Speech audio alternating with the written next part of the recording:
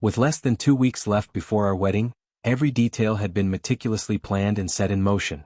Invitations were sent out to our closest friends and family, my suit tailored to perfection, and her wedding dress carefully picked up from the boutique, hanging ready to dazzle. The venue was secured, the guest list finalized, the menu thoughtfully chosen, and the playlist debated and refined over countless evenings. Loved ones had traveled from far and wide, hotel rooms reserved for out-of-town guests, and the air buzzed with anticipation and excitement. All that remained was the moment I would walk down the aisle, and the promises we would make to one another, the beginning of our forever. So when she asked to talk that Tuesday night, I was completely unprepared. We had just finished dinner, I was scrubbing the last few dishes while she sat perched on the edge of the couch, her posture stiff, eyes clouded with something I couldn't quite place, an anxiety I hadn't seen before. I wondered if maybe she was overwhelmed by pre-wedding jitters or if she wanted to ditch the grand ceremony for something simpler and more intimate. I assumed it was nerves, that common unease before such a monumental day. But then her words hit me like a thunderclap. She said she needed to meet someone before we tied the knot. When I asked who, the name she spoke sent a cold wave through me, her ex. The man she'd loved deeply for 4 years before me, the one she had sworn was completely behind her once we grew closer, erased from her life like a closed chapter. I was stunned, barely able to breathe. "Why now?" I asked. Her eyes refused to meet mine as she confessed she carried unresolved feelings, a knot of emotions she couldn't untangle. She said she needed closure. Closure before committing her life to me. Closure? I echoed in disbelief. Then the truth spilled out. She wanted one last night with him. To be intimate with him, to clear the lingering shadows from her past before our future began. The room suddenly felt suffocating, as if the air itself had thickened. My mind blanked, breath coming in shallow gasps. I thought I must have misunderstood, but the sincerity in her eyes was undeniable. This was my fiancée, the woman I had imagined walking with me down the aisle, asking to sleep with another man as a prerequisite for marriage. "You're asking to cheat?" I said, my voice calm but hollow. "It's not cheating if I'm honest about it," she murmured, as if honesty could soften the sting of betrayal, as if transparency made this request somehow acceptable. I didn't raise my voice or beg her to reconsider. I just held her gaze, searching for the woman I thought I knew. Then, unexpectedly, the words slipped from my lips, words I hadn't rehearsed. "Fine. Go ahead." She blinked, stunned. "What? You want your night with him?"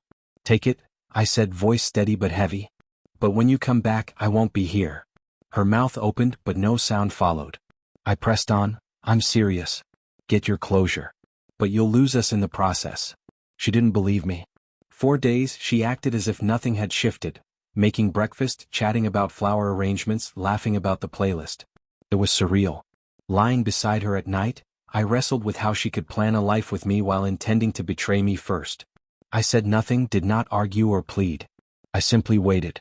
The night she left, I watched her pack a small bag, touch up her makeup with trembling hands and quietly walk out the door. She whispered, "I'll see you tomorrow," but I remained silent, watching the door close behind her.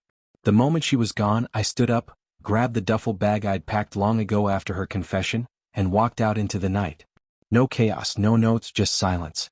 I deactivated my social media, powered off my phone, and drove for hours until I reached a quiet coastal town from my childhood. I checked into a modest inn run by an elderly couple who didn't ask questions, rented a bike, bought a second-hand sweater, and settled down with a notebook by the ocean. The waves were my only companions. For a month I lived in that calm. The first 2 days I checked my phone each morning. Her calls flooded in, nearly 90 missed calls, countless texts begging me to come back, pleading apologies, declarations that she hadn't gone through with it, that she had made a terrible mistake. Her friends messaged, claiming she was heartbroken, that she hadn't expected me to leave, that this was all symbolic.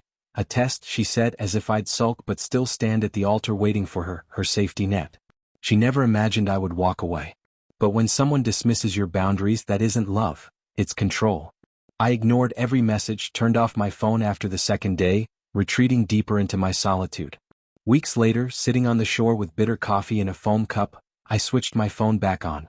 The messages had stopped. The last text she sent read, "I ruined everything." An email followed, "I made a terrible mistake. I didn't go through with it. Please come home. I love only you." I sat in the hotel parking lot and cried. I never went inside. I read her words slowly, then deleted them all. I didn't reply. I didn't keep the messages. I didn't need her closure. I had found my peace.